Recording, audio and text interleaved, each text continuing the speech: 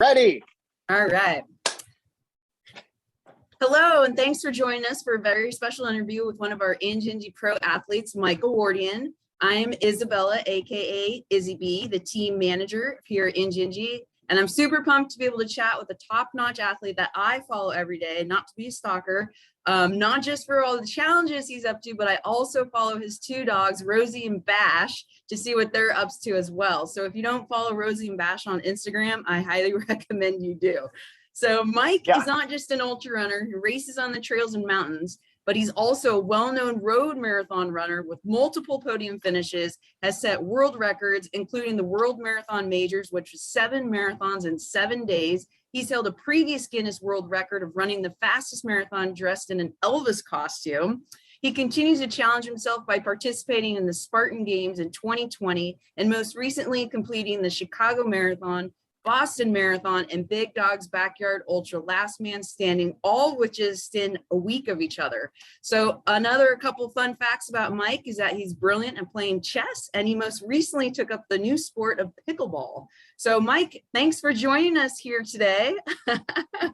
Thank you very much for having me. What an introduction. I feel very, very excited to talk to everyone. And yeah, I'm really passionate about a lot of things. One of the things you didn't mention was I'm also a beekeeper, and very sad news. I'm about to post something, but my bees all died again. So 2 years in a row, I'm an unsuccessful beekeeper, I guess, because 2 years in a row, my hives have not made it. So I was very sad. I know, man. I just made this little mixture of sugar and water to go feed them to help them get through the winter, because they had got all this honey and it was looking good. And then I just went to the hive and it was like nothing. It was like nobody there, all just cobwebs and dead. Yeah, it was sad. So I guess all the bees that I saw were like basically robber bees coming to steal all the honey that my little bees made over the summer. So yeah, it was. I'll have to try again next year. Oh my gosh, I'm gonna get 2, so I have redundancy, just like we were talking about. So yeah, I'm definitely going all in. I can't be stymied 3 years in a row. So yeah. So let's give some folks a quick little background on you, kind of how'd you get into running, and then more specifically, how'd you get into ultra running? Yeah, definitely. So I grew up playing a sport called lacrosse. So I played lacrosse through middle school, high school, and into college. I went to Michigan State and played Division I there. And so I kind of at a pretty high level for lacrosse. We weren't the best, but we were definitely a pretty good team. And then I stopped playing the middle of my junior year and picked up running kind of just to stay fit, and decided that I was going to see if I could run a marathon. And I did that kind of after I went to my friend Vince Voisin's house, and his mom had come back from the Boston Marathon. And I was just the first time I had met a real person that had done a marathon, not somebody on TV. And I was like, wow, if Vince's mom can run a marathon, I can definitely run a marathon. And so she kind of gave me the inspiration to try it, just because it had been running around in my head, as I'd been doing my runs, and they were kind of getting longer. And I kept challenging myself, running 3 miles and then 5 miles and then running to the other side of campus, which was 10 miles. And so I was like, hey, I want to, run a marathon. She was kind of like, sure, whatever, I can give you some guidance. And so she did. And I ran my first marathon in, I think, 1996, the Marine Corps Marathon, because you have to actually qualify for the Boston Marathon. So I decided right off the bat that I wanted to run the Boston Marathon, not knowing that this is a life dream of a lot of people. I was just oh yeah, of course I'll run the Boston Marathon. And I was lucky enough to qualify for Boston at my first go at Marine Corps. And then decided I wanted to kind of run sub 3 hours, because I heard that was kind of a breaking point between oh, you're a real runner or not. And so I ran, I think, 2:54 at my first Boston Marathon. And then I've just been kind of on a progression since. Kind of got hooked with marathons, and I've done, as you said, I've done a bunch of different things. I've done Ironman, I've done adventure racing, I've done stage races, trail races, road races, but that's really what got me into it, was the Boston Marathon. And I think this past October, because usually it's in April, but I ran it, as you said, like a couple weeks ago, and I think it was maybe my 18th or 19th time doing it. So yeah, so it's one of those things where I really love that race. I love the atmosphere, and I love that, you know, it's one of the races that got me, you know, to where I am today. So I guess my next question is, when did you know you were good at running? It sounds like you knew you were good at running after your first marathon. Qualifying Actually, for Boston right away. Yeah, no, it's weird you say that, because I didn't know I was good at running. I just was like, I didn't actually think of myself as a runner. I thought of myself as like a lacrosse player that was just kind of doing this. And so like I ran in like lacrosse shorts and like a cotton shirt, and like, you know, I was like, I didn't have like, I was like, oh, I was kind of like our friend Courtney. Like I was like, I'm just gonna wear like baggy shorts, and like I'm not gonna like, you know, wear the split shorts. And now I'm like the complete opposite. I wear like the super tight, like, you know, high shorts. And yeah, but it was, for me, I didn't know if I was good or not, but I did pretty well in my first couple of races. But I mean, at the Boston Marathon, if you run 2:54, you're like a thousandth, you know, like everyone's Yeah. so good. So you're like, well, you know, but I did think I was pretty good, because like right after Boston, I like strolled into the local running store and I was like, hey guys, I just ran 2:54 at the Boston Marathon. And it was a store called Pacers. And you know, that I didn't know it at the time, but you know, the people that work at those stores are pretty good. And so they're probably all like 2:20, 2:25, like marathon runners. And they were just kind of like, dude, you're not that good, but you can come to our like track workouts. And so I was like, okay, sure.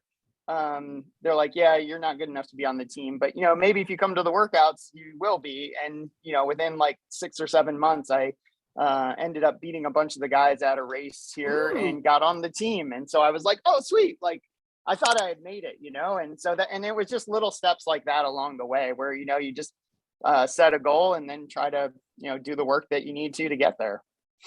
And then how did that kind of transition to like trails and ultra running later? It actually transitioned pretty quickly. So I after I did Boston, I decided I'll do like Chicago, New York, and Marine Corps again. And everyone freaked out because like Chicago is in October, Marine Corps is like 2 weeks later, and then the week after Marine Corps is New York. And it was still like that, even way back. And everyone's like, oh, you're going to get hurt. You can't run that many marathons. Like you should only run one marathon a year. And I was just kind of like, well, I don't, you know, we'll see what happens. And like, I noticed that I got kind of better and stronger as it went along. And then after I finished New York in like the first week of November, my dad heard about a talk about the JFK 50 miler, which is kind of the oldest trail race in the country. And it's not that far. I live in Washington, D.C., so like in Arlington, Virginia. And so it's about an hour and a half from here. And there was a talk going on at a Fleet Feet with a friend of ours, actually, a guy named Scotty Mills. So he used to be out in the DC area. So it's Scotty. crazy. So like he's like such a legend, and I didn't know it. And so I just went to this talk, and he was saying like people run 50 miles. And I was just like it blew my mind. I was like, what? You can run further than a marathon? That's crazy. And so I was like, well, if you just take my marathon time, because by that time I knocked my marathon down to like maybe 2:42 or 2:43. Just because I was working out with the Pacers guys and was just doing longer runs and getting stronger. And so I was like, well, if you just double my time, I should totally win the 50 mile. Like that's how naive I was, like not knowing like, oh yeah, you probably need to learn how to eat and pace yourself, and that there's actually mountains you have to run over. And so, yeah, so I went to the race and I did not win. I got my ass kicked. But I totally finished. And I think I was, you know, maybe in the top 100 or something. And so I was like, wow, you know, I did, I think 8 hours, 10 minutes or something, which is So funny incredible. because like, yeah, which is, well, it's funny because like I've done the race now like 10 times, the JFK 50 miler. And, you know, I've ended up winning the race and, you know, breaking the old course record and all this kind of stuff. And so like, just to have that, you know, kind of start. And I remember like vividly, This is like 20 some years ago, but I remember like I was said to myself before the race and told my parents, like, I'm not going to walk, I'm going to run the whole thing. And I just remember like, there's this long section where you're on it's called like the C&O Canal, the towpath. And actually it's funny now, I have like the record for the fastest time on that. And it's like 300 kilometers, like 184 miles. But I just remember like when I was very first starting out, I got on that and there was these old guys and they were doing the Galloway where you like run 10 minutes and walk 2 minutes. And so like, I was running so slow that these guys would like pass me up, and then I was just like barely jogging, and then they would start walking and then I would pass them. And we did that for, I don't know, like an hour and a half or something. And I think those guys actually ended up beating me doing it like the smarter way where they actually like walked. But I was like, I refuse. I'm a runner, not a walker. And like, man, that's just not a good strategy for most ultras. Like, yeah. So when did you finally get sponsored and all that as an ultra runner? Well, it was actually pretty quick locally. So I got picked up by the Pacers team, I think in 1997. And I was really happy to, be part of the local running community. And I raced a lot even then. Like I was like, now I think, like I race, 40 or 50 times a year, and I'm kind of known for racing a lot. And even at that time I was, doing lots of local races. And so it was great. But I'd say my first real bigger contract was in 2002. I got picked up by a company called Marathon Guide, which is funny because they used to sponsor Camille too. So we were both like Marathon Guide athletes, and we would, I'd do like 14 or 15 marathons a year. So it was awesome. Like it was this guy named John Elliott, and he was just really excited to like sponsor me. And I remember I was like so loyal. I was like, no, I'm sorry, I run for Pacers. And he's like, hey man, like this is like the next step. Like you should really do this. And I was like, no, can't do it. And then eventually like he convinced me, and I like made up a arrangement where I could still wear my Pacers thing, but I would wear it on like Marathon Guide. And so like that was kind of one of my first sponsors. And then before that, I had actually done some stuff with Goo, which was funny. Okay. So I have like this really funny picture of me from the Washingtonian magazine with like a Goo sticker on my vest. So like I like had it's been interesting, like the different levels and kind of learning your way around what it means to be a professional athlete in this sport. And then, one of the things I think I'm most proud of is just to have the longevity that I've had. Like I've had really good partners. Like Injinji has been a partner for a number of years. And I just feel like I really appreciate those relationships, because they're the reason that we get to do these things. Like if you don't have the support, it doesn't matter how good you are, you just can't compete and travel and do the things you need to or want to do. Wow, you've been with Goo that long, so you've seen the improvement of the products and everything, flavors. Oh yeah, well, and it's weird. Like I've been on and off with Goo, so like it's different, right? So how it works, but like you have the people that may have signed you at one point, and then those people move on to somewhere else, and maybe they decide that they want to go a different direction. But yeah, it's weird. Like I've had Goo as a sponsor for a number of years. And it is cool to just see the progression. It's kind of like I've been a Hoka athlete for 8 or 9 years now. So like one of the first athletes signed, and like when we first started, we had like a couple shoes, right? We had like the Mafati and the Bondi, and now we have like a massive amount of tools that we can use, with carbon and just like all kinds of just awesome innovation. And so, and one of the coolest things is like just to see the things that you've like had a fingerprint on. Like I used to be a North Face athlete before that, and I helped like with designing some of the shorts, and like to see the different iterations. And same with like some of the products. Like you see like, oh, like this for Hoka, you'd be like, oh yeah, this is maybe not the best spot for a pull or a tongue, or maybe we need a hit here. And then to see them work that in various points, or like I've been a Nathan athlete for a long time, and to like give them feedback on like, oh, this pack is great, but when you fill it with water, it actually like makes it awkward, and so to see your stuff that you care about come out and be something that, helps a lot of people is really cool. Love it. All right, so you've had numerous accomplishments throughout the years, been super motivating, inspiring to other people, well-known name in the community. Let's chat a little bit about what you just did recently. So you did the Chicago Marathon, and then 2 days later, Boston Marathon, and then 1 week later, Big's Backyard. Maybe explain to people what Big's Backyard is for those who don't understand the complexity of this event. Well, yeah, and just to clarify a little bit, it was actually, so the Chicago Marathon was on Sunday, the Boston Marathon was on Monday, so we had to fly the next day. Yeah, so it was the next day. So like Chicago was Sunday, and then we had to like get out of Chicago, get on a flight, and it actually I got lucky. There were some people that like had to drive to like different cities and stuff to get out. And so then you go to Boston, and then I ran the Boston Marathon on Monday, and then flew home Monday night, worked till Wednesday, and then drove like 13 or 14 hours to Tennessee, got there Thursday night, set up our stuff on Friday, and then the Big's Backyard started on Saturday. So it was like definitely a huge week. And for those that don't know, a backyard, and Big's Backyard is kind of the world championship. So you have to win a golden ticket, or you basically have to win another backyard race to be invited to the Big's Backyard race, which is in Tennessee, and it's the best people from around the world. And a backyard race is, it's kind of, I don't know if you've ever done drinking games or stuff, but it's kind of like Century Club, where you drink a shot of beer like every minute. I remember that from college. Yeah, exactly.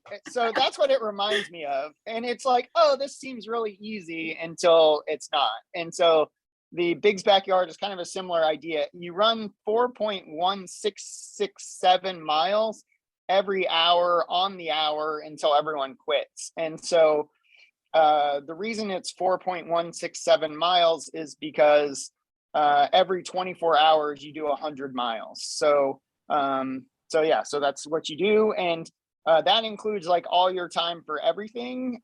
So like if you come in 45 minutes, you have 15 minutes to go to the bathroom, eat, sleep, whatever you want to do, but then you have to start running again at the top of the next hour. And so it's not really hard to run 4 miles, but when you're doing it repeatedly through hot, cold, you have to go to the bathroom, you need to eat, and there's no aid or anything once you leave the aid station. So like if you decide like, oh, I'm not going to carry any food this lap, you don't get to eat that lap. So you have to like plan what you're going to eat, when you're going to eat it, when you're going to go to the bathroom. And one of the loops, there's 2 loops at Big's. There's one that's a trail loop, and you do that during the day. And then at night you do a road loop. The road loop is way faster than the trail loop. The trail loop for me took anywhere between like 50 to 55 minutes. So if you come in at 55 minutes, you have 5 minutes to eat, change your shoes, whatever you want to do, and then you have to start running again. So it doesn't seem like it's that hard but it is. And for me, it was pretty awesome. I ended up going 36 hours, which is 150 miles on top of the 2 marathons. And it was a big deal for me. I was really excited to make it that far. It was a lot shorter than the people that ended up winning. Like there's a guy named Harvey Lewis who ended up winning the race, and he did it I think he ended up going 85 hours. So like he totally crushed the amount of hours I went. And then our friend Courtney, who's also an Injinji athlete, she went, I think, 6 hours or 7 hours longer than I did. So, she had a pretty good race, but for her and for me, it was kind of less than we've done in the past. So, but I was really excited with that because I wasn't sure, how it was going to go. And it was my first time being there. And so just the chance to kind of get a feel for what you need to do and how it works and, where your tent is. Like I was lucky. I had like one of the best tent sites, but like we didn't actually know how to set our tent up. So like you should see like the evolution of our tent from the very beginning to like You the didn't end practice was in your backyard? no, dude. Like, and even when I I always wanted, practice. no, yeah, you totally like I should have practiced. But yeah, I did not practice. And it was cool too to see because I had some friends that were crewing me just for them to get a feel for like what it's all about. And Mhm. so I think, if I can earn a spot again, like I think we'll have a better chance to, do something bigger. But I gotta earn a spot back there and then have the time and ability to do it. So you ran 2 full marathons on the road fast. You had to deal with traveling, which it makes me tired just being at the airport. Time change, which people don't understand. Like time change can really mess you up when you're racing. Like I just dealt with that recently, Yes. a 2-hour time change and what time I had to really wake up for the race. And then Yes. being in a car and driving that long, getting there, having Yep. to set up everything. It's not like you're staying in a hotel. Yeah, Yeah. just that alone, getting to the race is just a lot. Yeah, And it was definitely a lot. And like also like just figuring like we didn't know what to expect. So like like do we rent a tent? Do we buy a tent? Do we put sides on the tent? Do we, buy chairs? Like do we have enough land? I don't know. It was a lot. But like the cool thing is like now we have a good idea of like what we need to do and kind of what yeah. And also it was cool just to see the other athletes because these are like the top people in the world. So like seeing their setup. exactly. And to see like how they navigate like food and sleep and like I hallucinated, which was like something that I was surprised. Like usually that never happens to me. And I'm not a big sleeper. So I usually don't care. Like I'm like, okay. Like when I did it the last time, I think I ran 63 hours and I didn't sleep at all or really need to. I felt fine. And this time I definitely was suffering a little in the night, like having like just weird hallucinations of like just like I was surprised, like, and that was something I haven't had to deal with before. So like just kind of navigating what that looks like and how to get through it. And it was cool. Like I actually helped the guy that like he was so tired, like he ran off the road and like ended up hitting a bush. And I was like, hey man, you should just run with me on this loop because both of us need to talk to somebody. It's kind of like, Like yeah. Like I just heard him crash into like the bushes and he was like, oh God, I fell asleep while I was running. I was like, oh, okay, let's talk then. So this is your second time doing this? Because last year you were injured, right? Yeah, that's exactly right. So I won the quarantine backyard ultra in 63 hours, which gave me the qualifier for bigs. And then I ended up hurting myself at the Spartan Games last year, which was like the week before the bigs backyard. So my wife, Jennifer, who is the funny one that does like Rosie and Bash's account, was like, you should definitely not do that race. And I was like, oh, I know, but I want to do it. And then of course I got hurt and then I couldn't do bigs. So I drove all the way to Tennessee thinking like, oh, maybe there'll be a miracle and I'll feel better. And I just didn't. And then it ended up hurt for like 3 months. So yeah. Yeah. So that's cool. You at least got to do it this year. Exactly. Well, and to come back from like I got hurt pretty bad last year, had some herniated discs in my back. And so like being able to overcome that and just even be able to do like it's weird because like I don't feel like 150 miles is that far, but like it's far, man. So like just to be able to accomplish that on top of the marathons was great. And then this past weekend I ran a 50K, and so for Spartan Trail, which was really cool. And it you was won the national it, right? champion. No, I didn't win. I got fifth. Fifth, okay. So I took a couple wrong turns, but there were 2 guys that were really strong, and I might have done a little bit better had I been able to follow the incredibly well marked course. But I didn't follow it as well as I could have. So so I did not do as well as I could have, which is like part of trail racing. Like that's my responsibility to follow where the signs tell you to go. Yep. And I'm well known to do that. I did it at a Ragnar like race. How sad is that Ragnar is marked and I still went wrong. Yeah, what's weird though is like sometimes there's like random like flags in the woods, and I was like, that's not even the right color, dude. What are you doing? So like, yeah, it's just that's why you practice and that's why you pay attention. Mhm. Yeah, that's awesome. It was cool following the bigs along it when they posted like, okay, we've reached 100 miles. Now the race is really starting. You're just like, what? And to Yeah. see how far Harvey can go, it's just crazy. And he won Badwater this year too. He's just Yeah.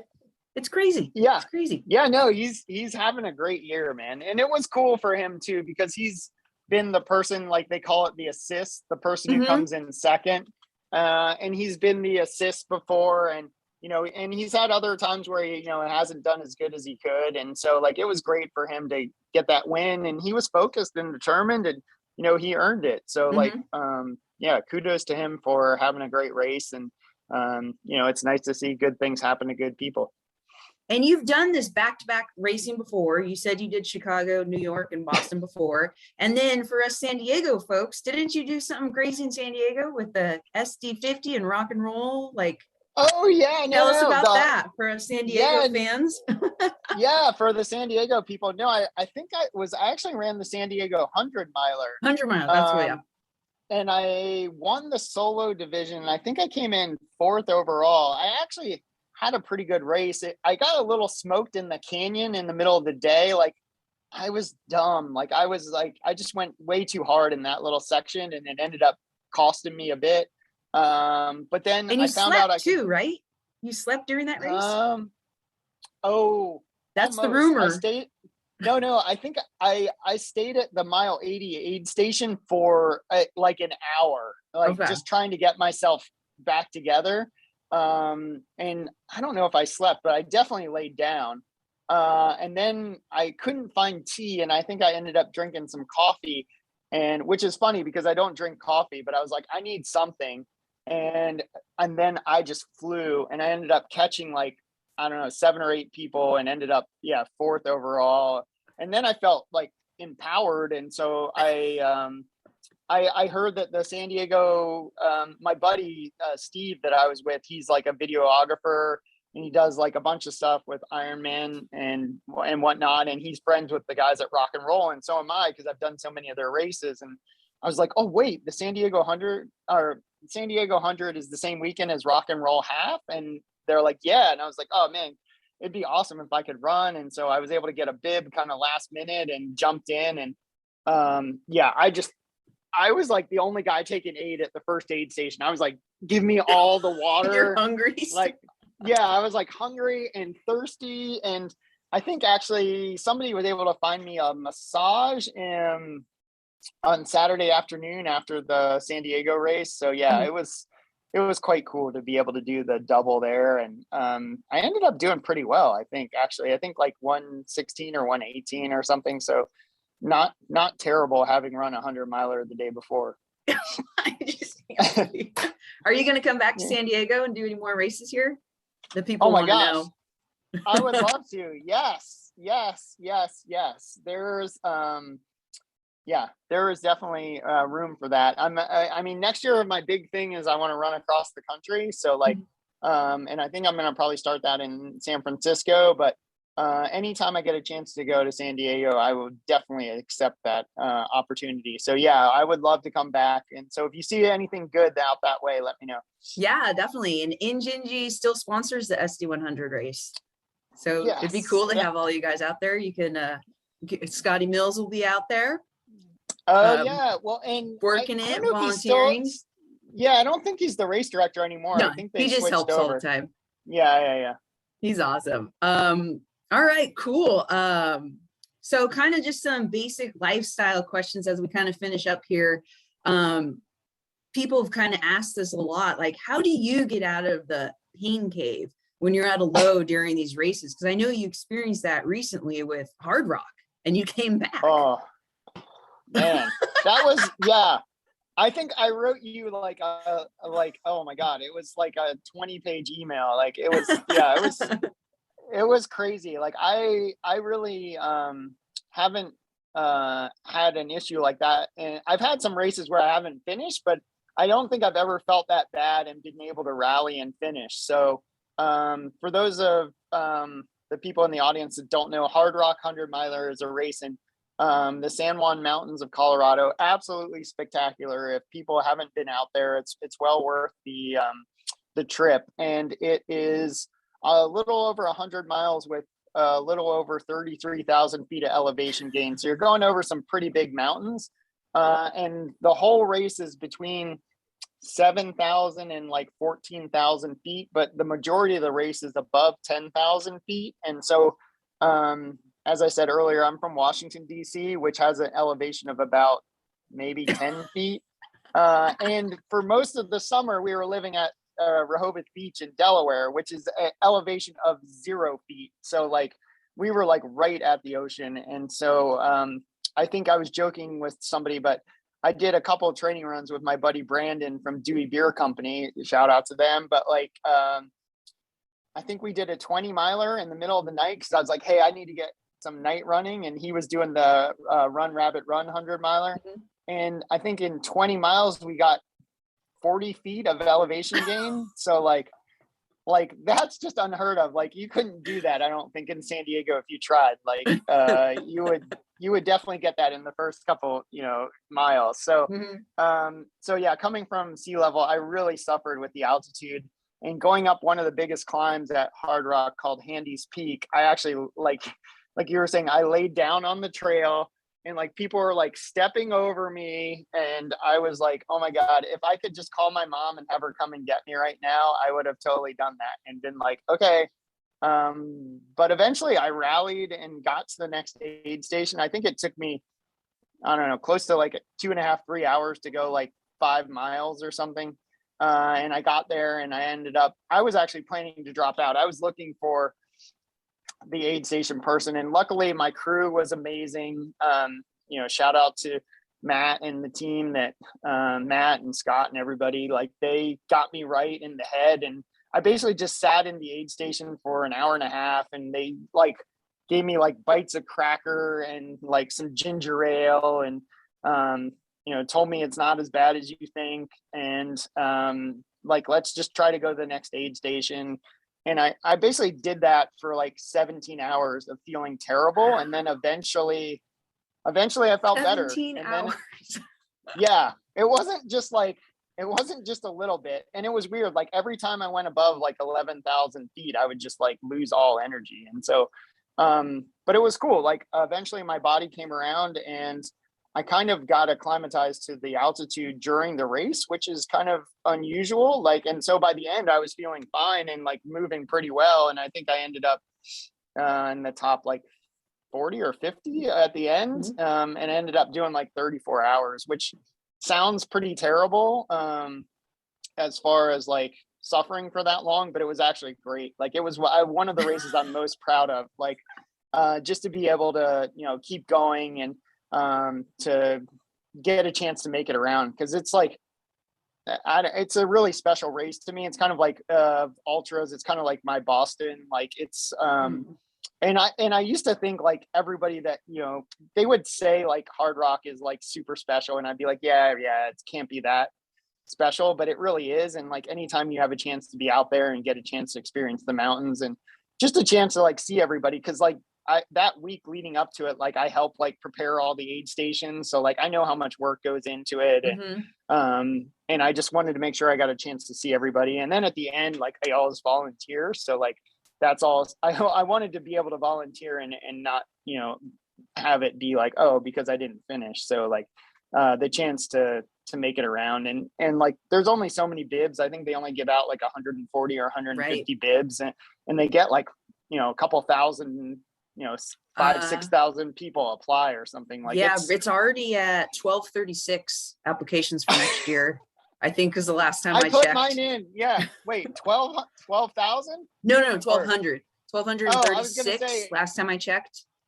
Because it just opened on the 1st. Yeah. Wow. Yeah. Well, one of those is mine, so I don't know if yours is in there, but yeah, No. I hope you get in. No. But yeah, it's a super special race. So like the chance to, and then also like just the chance to hang out with my pacers and crew. Like it's a race that I always like, sometimes I want to do it by myself, but the chance to have pacers at Hard Rock, I think is an opportunity for people to get to see the trail. And I was super lucky. I had so many great pacers and the chance to kind of hang out with them on a one-on-one basis and is just super special. So yeah. Awesome. Yeah, I have no desire to do that race. I would love What? to be a part of it. No, that's like I barely have my first 100-miler in January. Oh, well, Baby steps. it's something that yeah, at some point, if you're gonna, it would just be cool to pace it, man. Oh, Like I would really, love that to would pace be your crew. Same with such, Badwater. Going there this year was yeah, amazing, but I have no yeah, desire to do that yeah. race. But I loved pacing and crewing. Yeah, exactly. Yeah, it's one of those things. It's really cool to just be a part of it and just to see like the scene and Mhm. the town and the community, and it does a lot of good for a lot of people. And it's life changing, really. So like that's what I think is cool. Like when you see an event like that. Mhm. Yeah, my friends tease me now that I'm like a professional pacer. I'm going this weekend to pace at Rio de Lago. Oh, shut up. Good for you. Oh, that's actually, yeah, that seems like a really cool race. Yeah, that's one that's been on my list, but I haven't made it to yet. So another thing I like to ask like these professional athletes like you who, your career is pretty much running, even though you kind of have a 9-to-5 job too. How do Yeah. you balance running professionally with your training? I mean, you have to pay attention to your training, your food intake. How do you balance that with your other job and your family and, your dogs? They're Yeah. important. Well, exactly. Yeah. And the bees, obviously, I guess I And failed the bees. Yeah. So I guess that's one less thing I have to worry about now. But yeah, like, yeah, for sure. It's always a challenge. This is a question I get asked a lot, and I'd say you have to prioritize what you want to get done. So like for me, that means like I always want to get my run or workout in, or run and workout, which is what it usually is. And so I'm an early riser, so like 4:45 doesn't Okay. seem like a foreign time to me. And I feel like there's not many people that need you at that time in the morning. Like when you have smaller kids, like that can be a challenge for sure. But then I just kind of set myself up for success. We got a treadmill, and I would bring the kids down in the car seat and put them next to the treadmill. And when the kids got bigger, I would run in the jog stroller. So one of the world records that you didn't mention that I have set was fastest marathon pushing my kids in the jog stroller. So Pierce was the world record holder. My friend Caleb has the record now. He broke my record, but like it was, so like I basically try to incorporate my family into what I'm doing. And then the same thing with like I own oh well, I'm not the owner. I am one of the partners slash owners of an international ship brokerage called Potomac Maritime, and I have everyone invested in me in that space too. So like a lot of my clients are fans and friends, and so they're really supportive. Like if I'm not racing, they're like, "Hey, why aren't you coming to New York this weekend and running the marathon?" Or like, "Wait, I saw you on Elliot in the Morning, and you were running around the Beltway," or you did this crazy thing where you ran every hour on the hour. Like, what's that about? And so like trying to really be inclusive and bring people in. And so like a lot of people in the US government know like that there's crazy ultra runners out there, and they kind of follow our progression. So we have friends at USAID and USDA, and clients we have in Denmark and around the world. And so like trying to bring people into what you're doing and telling them like, hey, this is something that's important to me, I think really helps. Like I've taken I can't even tell you how many calls on my lunch run or runs in general, and people would just be like, wait, are you running? I'll be like, yeah, but I can, we can I'm gonna talk walk about break. yeah, exactly.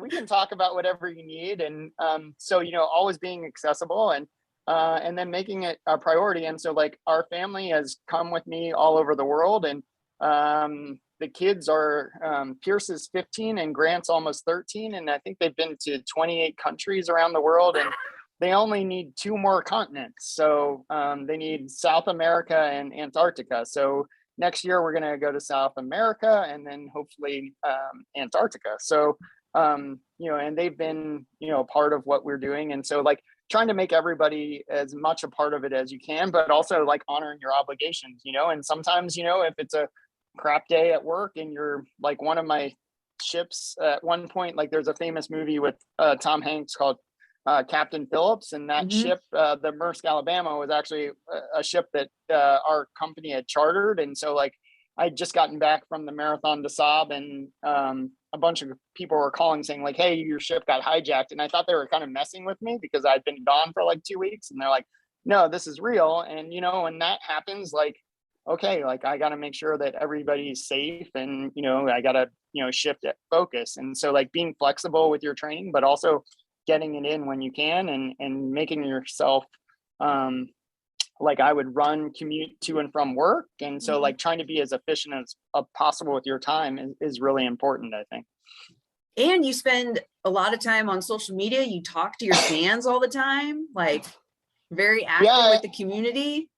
I try to be, for sure. I think I love social media. I think it's a great way to connect with people. Like, it's so cool that you can just reach out to a company that you like, or a person that you admire, or just see what they're doing and what they're up to. And then like, you wouldn't believe how many people reach out and say like, well, why were you doing that exercise? Or what's your favorite Injinji? Or like, why do you tie your shoes that way? And like, oh my God, you're doing your squats wrong. And it's cool. Like, that's, I think, fun. And for me, it's a great way to, be a part of the community and maybe connect with people that you can in person. And so I think it was really helpful during the pandemic. And as we're kind of coming out of the pandemic, it's a great chance to continue that relationship and be closer with the people that you care about.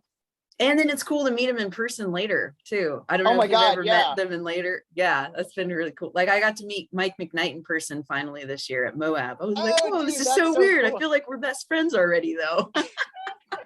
Yeah, cool. Well, and what's cool about that is like I was just in Fayetteville, Arkansas this past weekend for the Spartan Trail like national championships, and like so many people are like, oh my God, I follow you, but actually your dogs are so much better. Like, so like yeah, no, it's actually, it's awesome. Like, I was like, oh my gosh. And then somebody was like, oh, I just started following you because I followed Bash. And I was like, who is this like weird guy? And then, what's ultra running?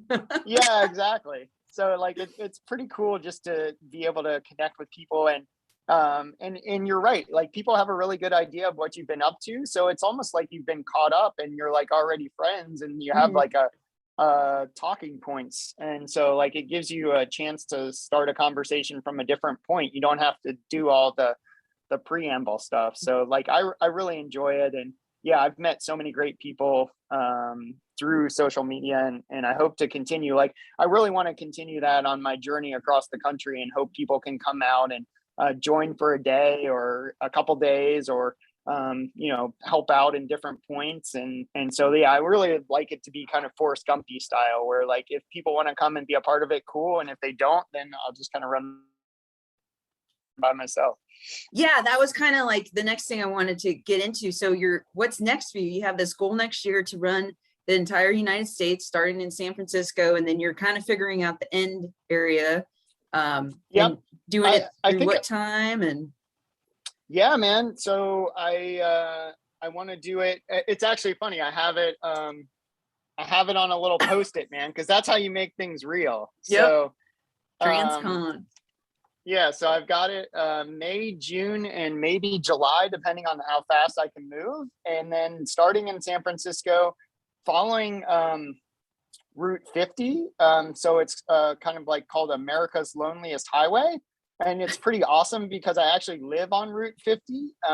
So I'd love to kind of run by my house. So the route's going to go through Washington, D.C., which is great because my friends in Arlington County, where I live, said that they would try to do something if I come through town. So hopefully we can have some kind of celebration as I come through town. And then I'd like to finish at the ocean. Like, I guess you could technically finish in DC, but I'd like to go all the way ocean to ocean. So I'd like to finish over in Rehoboth Beach in Delaware, or even Dewey Beach. So probably there's a place called Cape Henlopen, which is the start of the American Discovery Trail.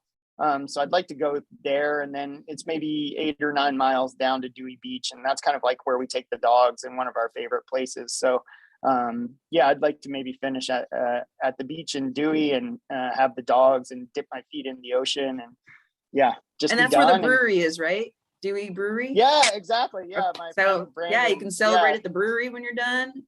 right. Well, there's actually two breweries. So there's also Dogfish Head, which is kind of a famous brewery. Yeah, I know Doug. Yeah, so they're in Lewis also. So I've been talking to both those guys. So yeah, it'd be cool to like do a brewery to brewery run or and then I'm super into chess. So like there's a couple places that I want to stop and there's a chess club. The oldest chess club in the US is actually in San Francisco. It's the Mechanics Institute, which I didn't know until I took a class there. And then one of the biggest chess clubs in the country is in St. Louis of all places. So there's a really big chess scene in St. Louis. So I'd like to play a couple games of chess along the way too, in those kind of famous places, which almost makes me want to go to New York because the Marshall Chess Club is there and finish at the Marshall, which is like where Bobby Fischer and some famous chess players played.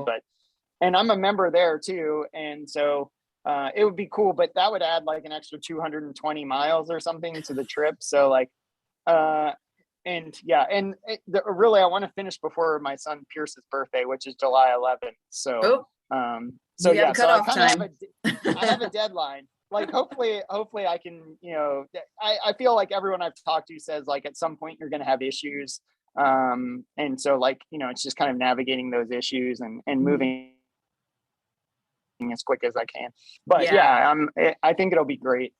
And you're going to be sharing your route with people to come join you, or yeah, for sure. That? Cool. Yeah, no, totally. So yeah, I'm going to share the route, and then I'm trying to decide if I'm going to go solo, like pushing a jog stroller, or like have support in kind of like an RV or just like cars or something. But what I think I'm going to do is kind of like a hybrid. Like at some points I'll be solo pushing a cart, and then at other points, especially like there's some big sections where it's really hard to find like food and lodging, especially now after the pandemic. Like there used to be like restaurants and stuff, and some of the little towns, I guess, in Nevada that are on the route, there's like 100 and 200 miles between places, and it's just going to be hard, I think, to do that on my own. So it's a combo of trail and road then? I think it'll primarily be road. If there are trail sections and I can do it and I have support, like, yeah, I would totally do that. My buddy that I was talking to, a guy named David Green, just ran across the country and he did some trail and road, but he had like a full-time support crew. And so like he had a little bit more support than I think I'm probably going to have. So, but primarily I think it'll be road. That sounds amazing. So if people are interested in joining Mike on his journey, be sure to follow him on Instagram. Yes. Well, that's kind of wraps it up. Thank you so much for joining us today. I love hearing about all your different sports and everything you're up to. And again, follow Mike on Instagram, follow his two dogs. You'll be very Rosie, entertained, and maybe we'll see bees in the future. Yes. Thanks, totally. Mike. Thank you very much. Bye.